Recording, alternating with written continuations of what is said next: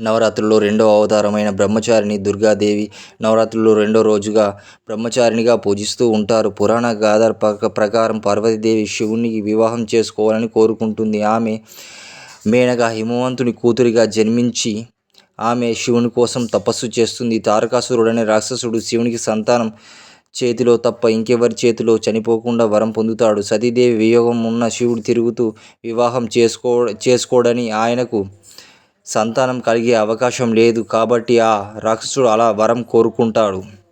కానీ భవాని పార్వతీదేవి జన్మనెత్తి శివుని కోసం తపస్సు చేస్తుందని ముందే తెలిసిన దేవతలు పార్వతీదేవిపై శివునికి ప్రేమ కలిగేలా చేయమని మన్మధుడిని కోరుతాడు.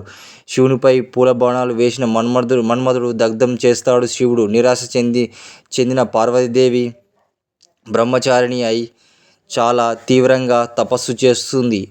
ఆమె తపస్సుకు మెచ్చిన శివుడు ఆ బ్రహ్మచారి రూపంలో ఉన్న పార్వతీదేవిని వివాహం చేసుకుంటాడు.